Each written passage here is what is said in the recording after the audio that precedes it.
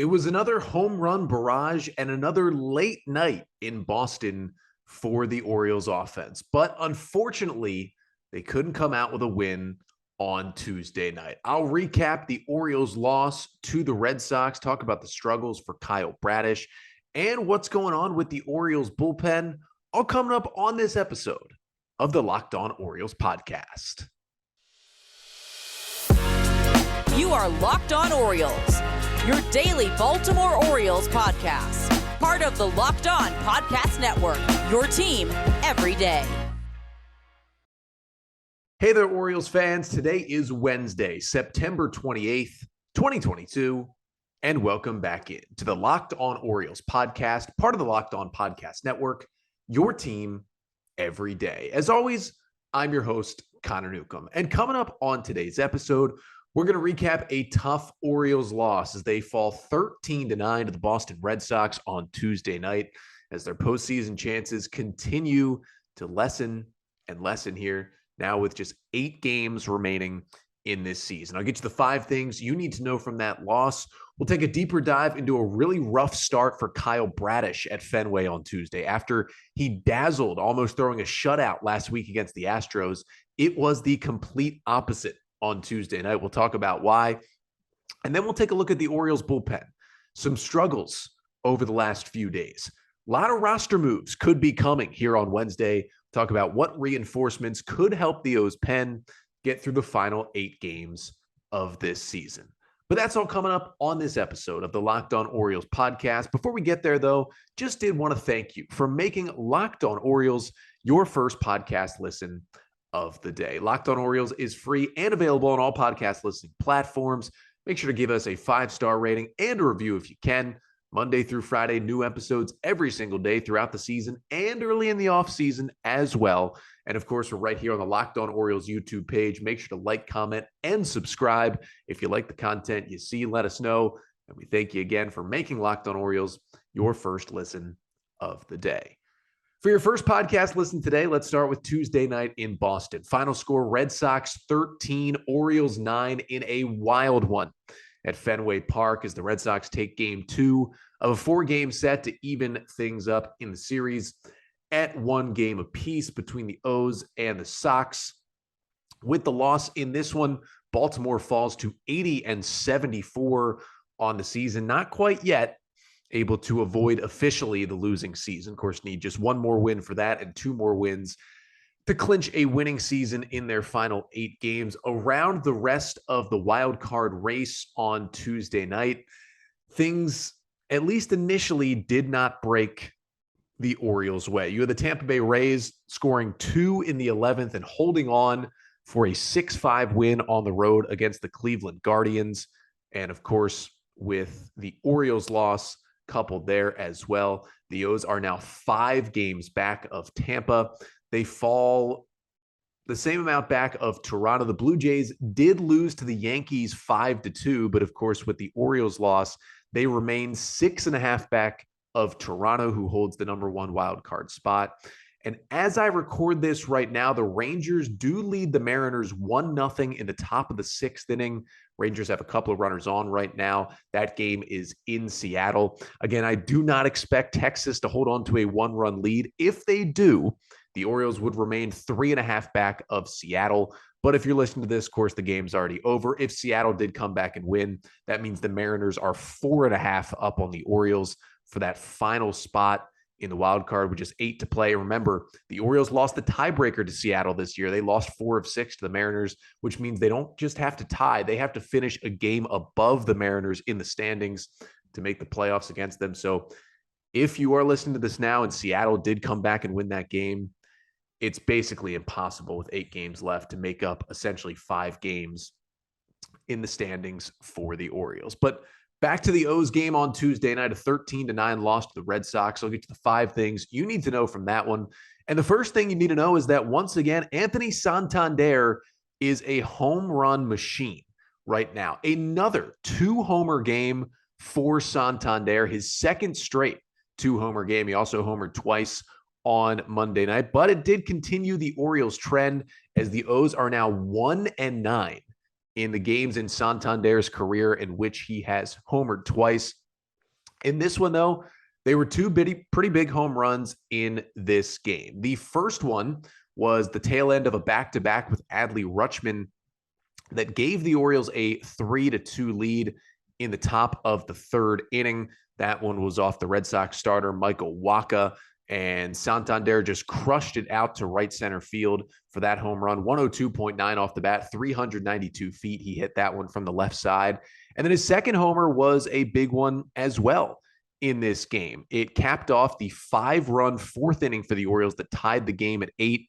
Hit that one from the right side over the Green Monster at Fenway Park, 103.2 off the bat, 393 feet. Those were home runs number 32 and 33 for Anthony Santander, who is now tied for second all-time in Orioles single-season history with Eddie Murray in home runs by a switch hitter in any Orioles season. Pretty impressive by Anthony Santander. And Santander, of course, he homered from both sides of the plate in this game.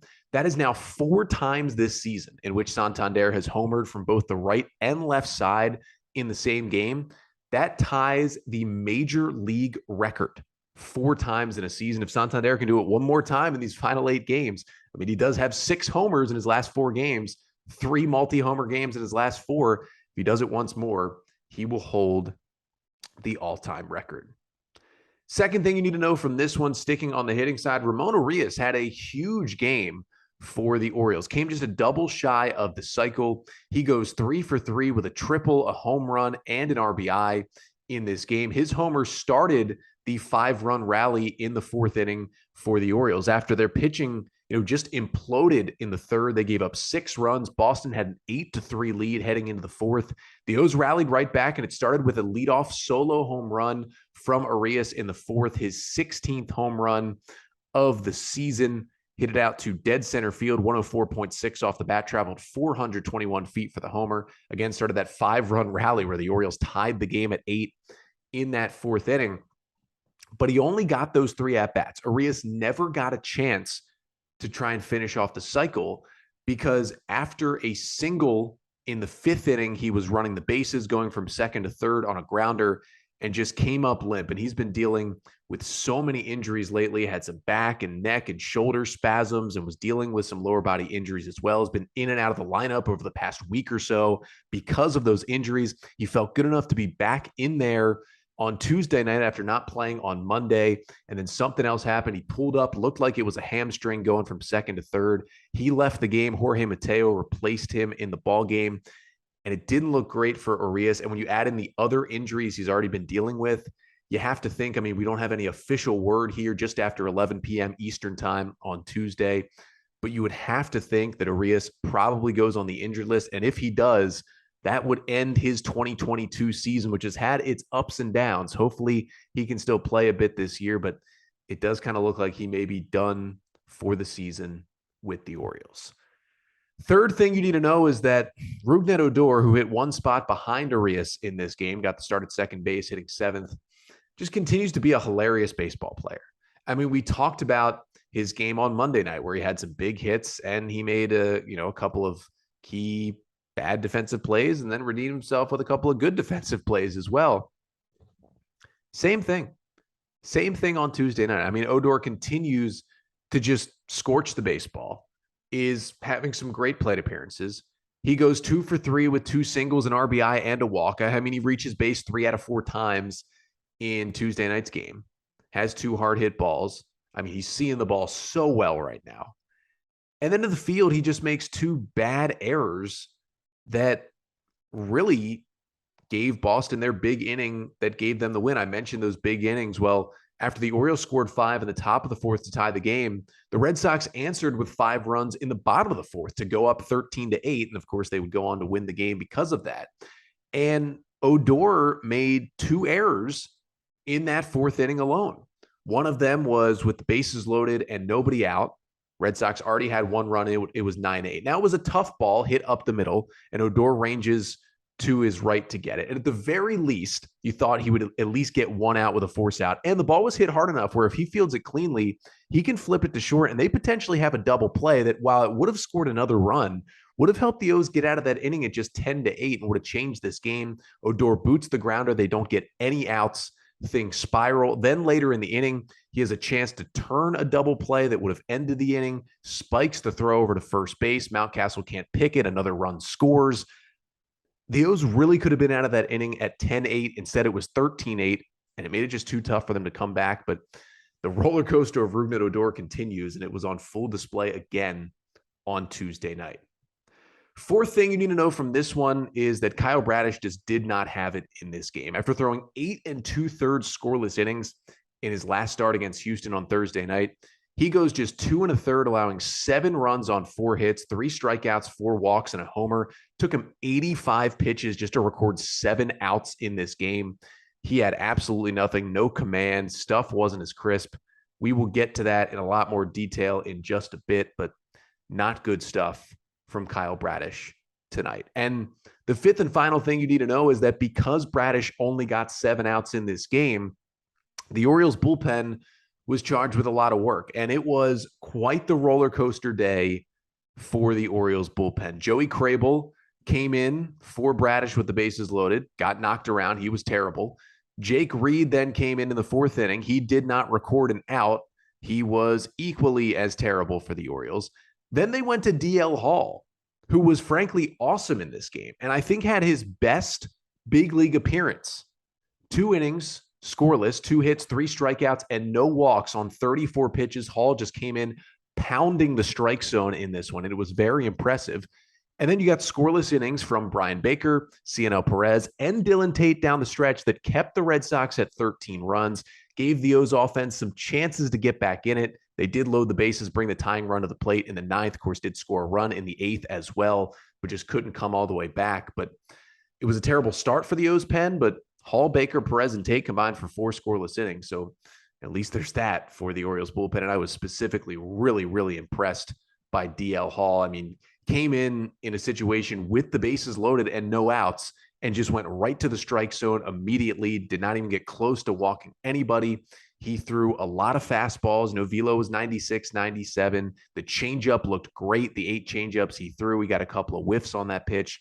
Good stuff from Hall, but it was too late. The O's had already given up 13 runs by the time he was settled in the ball game. And again, one of those big reasons was Kyle Bradish just did not have it in this one. And coming up next, we're going to break down Bradish's start further and try to figure out how he goes from flirting with a perfect game against the Astros last week to barely getting anyone out against the Red Sox this week. And we'll try to figure out what the heck happened there coming up next. But first, let's talk about Blue Chew, because summer's winding down. The nights are getting longer, but the breeze isn't the only thing that's getting stiff. That's right. This episode is sponsored by Blue Chew. Guys, we all know that confidence can take you far in life. That's especially true in the bedroom, especially when it's time to step up to the plate. And that's where Blue Chew comes in. Blue Chew is a unique online service that delivers the same active ingredients as Viagra and Cialis, but in chewable tablets and at a fraction of the cost. So you can take them anywhere, day or night. You can plan ahead or be ready whenever an opportunity arises. And the process, it's simple. You sign up at bluechew.com. You consult with one of their licensed medical providers. And once you're approved, you'll receive your prescription within days. And the best part, it's all done online. So there's no visit to the doctor's office, no awkward conversations, and no waiting in the line at the pharmacy. So if you could benefit from some extra confidence when it's time to perform, chew it and do it. And we've got a special deal for our listeners. You can try Blue Chew free when you use our promo code LOCKEDON at checkout. Just pay $5 in shipping. That's bluechew.com, promo code LOCKEDON to receive your first month free. Visit bluechew.com for more details and important safety information. And we thank Blue Chew for sponsoring the podcast. So the Orioles gave up 13 runs on Tuesday night. Usually not a recipe to win a ball game. And it certainly was not in this one. And a lot of those runs charged to Kyle Bradish, who had one of his worst starts of the season. Really, his only other start that was worse was also in Boston back on May 27th when he got hit around early and the O's made an incredible comeback to win. But Bradish in this game, 2 1/3 innings, 7 runs on 4 hits, 4 walks, 3 strikeouts, a home run. He threw 85 pitches. Now, he did only allow 5 hard hit balls, but it's because the ball wasn't in play too much because everything was outside the strike zone for Kyle Bradish. And it's just kind of wild to compare it to what he did in literally his last start. Thursday night at home against the Astros, a lineup that is pretty equal to Boston's, and I think many would argue is better than the Red Sox lineup. And Bradish just carved them up. He was perfect through 5 2/3. He goes 8 2/3 scoreless, 2 hits, 10 Ks, no walks, 100 pitches on the dot. Came one batter away from throwing a shutout, just 4 hard hit balls. I mean, everything worked for him in that start against Houston, and nothing worked for him on Tuesday night against Boston. I mean, against the Red Sox, he threw 85 pitches, just 44 of them went for strikes. That was his lowest strike percentage of the year. On the flip side, in 100 pitches last Thursday against Houston, 70 of them went for strikes. I mean, he had a lot of first pitch strikes against Houston, had less than 50% first pitch strikes against the Red Sox. That is always going to be an issue. And when you look at the pitch breakdown for Kyle Bradish, it was just a different attack plan. But, many would say, you look at what he did against the Astros, and it was extreme breaking balls against Houston. If you remember, he threw 100 pitches, 39 sliders, 24 curveballs, and then 18 four-seamers, 16 sinkers, and 3 changeups. So he threw more breaking balls than fastballs, way more. I mean, his four-seam fastball was his third most used pitch. You don't see that a whole lot from major league pitchers, but he was just tossed in the slider and the curveball. He was dropping them in for strikes. He was getting them to chase. I mean, they were both just on point all day last Thursday against Houston. And then you look at what he did in this start in 85 pitches, and it was a majority four-seam fastballs, 27 four-seamers, 22 sliders, 20 curveballs, 12 sinkers, and 4 changeups got Bradish to his very unsuccessful 85 pitches on Tuesday night. And you're wondering, well, why is he throwing more fastballs? I've talked about on this podcast a lot. Kyle Bradish is better when he's throwing more breaking balls, but it's kind of twofold. There's 2 sides to this issue because, yes, he's been better the more sliders and curveballs he's thrown this year. It's a pretty close correlation for Kyle Bradish. But the issue is, in the games he's thrown more fastballs, he has tried to throw more sliders and more curveballs. But he's found out early in those games that he doesn't have the command of those pitches. I mean, he threw 22 sliders, only 2 went for called strikes. 20 curveballs, only 2 went for called strikes. Now, he did get 4 of his 5 total whiffs combined on those 2 pitches, but you got to do better than 5 whiffs, especially if you have the stuff that Kyle Bradish has. And his four-seamer, we've talked about this, is just not a good pitch. It's been hit hard all year. It continues to be hit hard. He didn't get a whiff on that pitch. I mean, it's a 93 to 95 mile per hour four-seam fastball. It has a little bit of natural cut to it as well. But the reason why Bradish added the sinker, which he threw 12 times on Tuesday and has thrown more and more throughout the season, is because his four-seamer's been so bad. And the sinker has helped to alleviate that. He's kind of thrown at times maybe among fastballs, 2/3 four-seamers and 1/3 sinkers just to mix it up. But that's all good when he's throwing his slider and his curveball for a strike.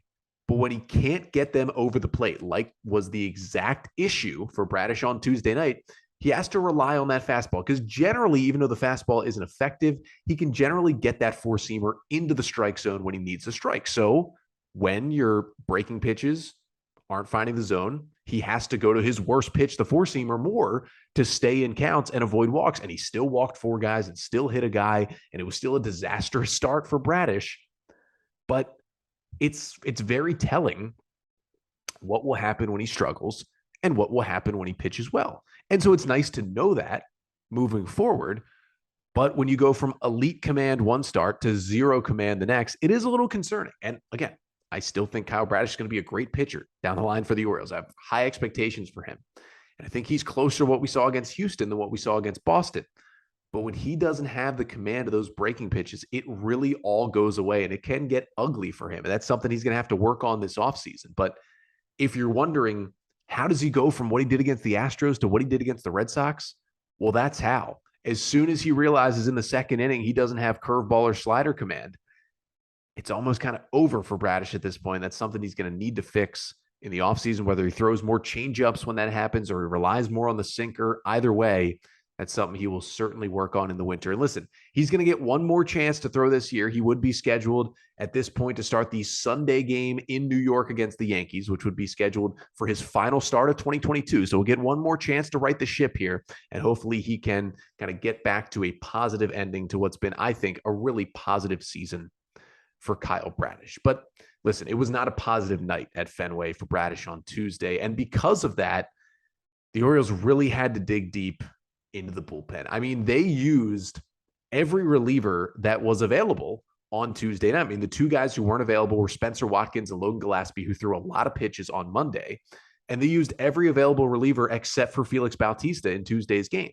So the guys are tired and the guys have struggled, which leads me to believe we might see more than a few roster moves made by the Orioles on Wednesday. So coming up next to finish out today's episode, we'll take a look at what those moves could be for the O's on Wednesday to kind of replenish their bullpen here for the final 8 days and talk about just what has happened to this bullpen over the past week that has certainly hurt the Orioles. So the O's gave up 13 runs on Tuesday night, and most of those given up early in the game. I mean, they finished this one off with 4 consecutive scoreless innings thrown by DL Hall, who threw 2 scoreless, and then Brian Baker and Cionel Perez and Dylan Tate actually combined for 5 scoreless out of the pen in total. So pretty good stuff from those guys, but they all had to pitch. The only available reliever who did not pitch on Tuesday night was Felix Bautista. And the O's are going to need to make some roster moves. And I was actually a little surprised the O's didn't make any roster moves before Tuesday's game. You know, they threw Spencer Watkins for 82 pitches in relief on Monday after Jordan Lyles went 2 shaky innings. There was a 90-minute rain delay, and he had to come out of the game. And then Logan Gillespie finished off the game after he was added to the roster Monday with 29 pitches. So I figured Gillespie would probably be optioned before Tuesday's game. And then Bo Salser, who can give you length and is already in Boston on the taxi squad at the moment, I figured he would just be added to the roster. And with Spencer Watkins down, Salser would be your long man for Tuesday's game. And had he been active, which the Orioles have done a really good job of making sure guys like that are active, when they need them, he probably would have pitched multiple innings in Tuesday's game and saved the back end of the bullpen a little bit more in the loss to the Red Sox. But he was not activated. Now, I'm 99.9% certain we're going to see Salser, who again is in Boston on the taxi squad, activated back to the roster on Wednesday, because the O's are going to need some fresh arms to get through these final 8 games in 8 days of this 2022 season. I mentioned Gillespie 29 pitches and Watkins 82 pitches on Monday. Theoretically, both of them could be optioned. Even though neither of them pitched Tuesday, Watkins obviously still won't be available. And you could argue even Gillespie still won't be available for Wednesday's game. So I think either of those guys could be optioned. And you're looking at even more moves that could potentially be made out of this bullpen. I mean, you're looking at Jake Reed, who threw 22 pitches and did not record an out on Tuesday. Now, I still kind of like Jake Reed, and he's gotten some key outs for the O's at times. But, I mean, you go no parts of an inning, 2 runs or 4 runs, 2 earned and 2 hits, and he hits 2 batters. You can't be doing that. And the O's still had a chance to win this game. I mean, when Jake Reed entered, it was 8-8 in the bottom of the 4th, and he just imploded, and the Red Sox got their 5-run inning that ended up being the winning inning in this game. He could certainly be DFA'd. I mean, he's been an okay piece, but I don't even know if he'll survive the 40-man roster crunch this offseason. So the O's could certainly DFA him. Joey Crable's another guy who could be in trouble. Now, I believe Crable has options, so the Orioles don't have to just immediately DFA him. They could just option him to AAA Norfolk for the rest of the year, because he has definitely struggled lately, and we saw it over the weekend, and we saw it continue on Tuesday night. He gets 2 outs, allowing 2 runs on 2 hits, 2 walks, and no strikeouts for Crable, who's seen his ERA balloon up to 3.9 with these rough outings. So you potentially have 4 relievers who you could easily make a case could be off the roster tomorrow. Now, I don't think the O's are going to make all 4 of those moves, because quite frankly, they don't have 4 guys they're kind of willing and able to bring up right now that are on the 40-man roster that are going to make things better for the O's right now. But any combination of those 4 guys could go down. And again, I think it's pretty much certain that Bo Salser will be added to the roster. Now, maybe the O's think they will need Spencer Watkins as a starter, at some point for the rest of the year. That could be why Watkins is still on the active roster. And again, if he gets optioned, he can't come back up for the rest of the season unless there's an injury. So I could see that, but I would think Gillespie's going down and Bo Sulcer's coming up to give some length out of the bullpen for Wednesday. But beyond that, I mean, you have Nick Vespi down at AAA. He hasn't pitched in a couple days now, and he was last optioned on September 6th, which means it's been over 15 days, so Vespi can come back up. The only thing for Vespi is the Orioles cannot option him again. He has reached his limit of 5 options on the season with the new rules. So for Vespi, if he does come up, he would have to stay on the active roster for the remainder of the season. He'd have to be with the O's for the final 8 games of the year. I don't think that's a bad thing. He's been in, an okay piece and an even better piece than that at times out of the Orioles bullpen. So I think that could be an easy call. Maybe Bruce Zimmerman could help the O's, if not Wednesday, maybe Thursday. I mean, he started the game for Norfolk on Saturday, so that gives him Sunday, Monday, Tuesday, 3 days off. Maybe you bring him up and he's like your emergency long man on Wednesday, and then he's ready to go by Thursday if you need him. That's certainly a possibility for Zimmerman. And then you got 3 other active guys on the 40-man who are in AAA who you could use. You have Lewis Head, who definitely struggled with the O's earlier this season. You have Yenier Cano, who has pitched a lot lately in AAA. He would be able to come back up soon. And then you have Anthony Castro, a right-hander who the O's claimed off waivers a couple weeks ago, who actually has not been to the bigs with the O's yet, but certainly would be an option as well. And I think any of those guys could come up and help this bullpen right now, because they went through this weird stretch where they had the 3 straight, almost complete games. You had the complete game from Lyles, 8 2/3 from Bradish, complete game from Kramer, and the bullpen just got all those days off. And then when they got back into the game on Saturday, everybody just kind of looked bad and looked like the rest was bad for them against the Astros. And that continued to a little lesser extent, but still didn't go great on Sunday. And then the bullpen didn't really have to be used because they just used 2 guys Monday, and then they go to him here on Tuesday. And I will say again, Hall, Baker, Perez, Tate looked good, but Crable and Reed were a disaster, and that made things worse for the Orioles. And because they were a disaster and they combined only got 2 outs, you had to use Hall for 2 innings, and you had to use Baker, Perez, and Tate in a game where you were down 4 or 5 runs, and you had to use your high leverage guys late in the game because you didn't have anybody else to go to. So that's going to tax the bullpen even more, even though it's at least positive that they all did throw scoreless innings. So moving forward, the O's are going to need those reinforcements to get through these final 8 games. It's just been tough to watch for a bullpen that has been really the reason the O's have been in this playoff chase. But they're starting to break down a little bit, and I get it. It's mostly rookies. Basically, none of these guys have ever pitched a full big league season out of the bullpen. I mean, Dylan Tate's really the only guy in that pen who's ever really done that, been up for the majority of a full season in a big league pen. So it's all new for these guys, especially here in this last week or two. They've never pitched this long in professional baseball or any level of baseball. So it can make it tough, and they're just starting to break down and get tired a little bit here at the end of the year. Now, speaking of roster moves, there is another one the Orioles could make. As I mentioned before, Ramón Urías could be going on the injured list. If he does, I think it's most likely Tyler Nevin probably returns to the O's just to have another infielder for the last week. If it's not Nevin, it could be a third catcher.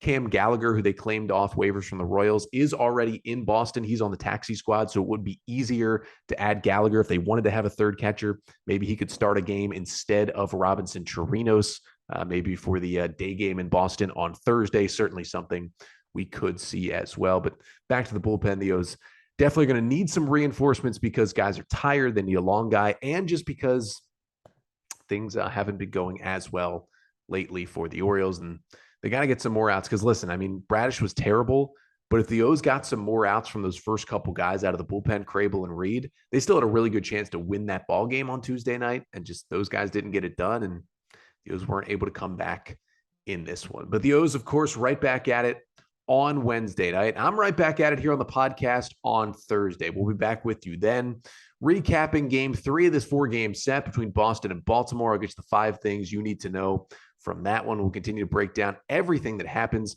as we begin the chase and the final week of the regular season. Hopefully, the O's can stay in this playoff race. But again, I'll be back with you on the pod tomorrow. Until then, I'm Connor Newcomb, and this has been the Locked On Orioles podcast, part of the Locked On Podcast Network. Your team every day.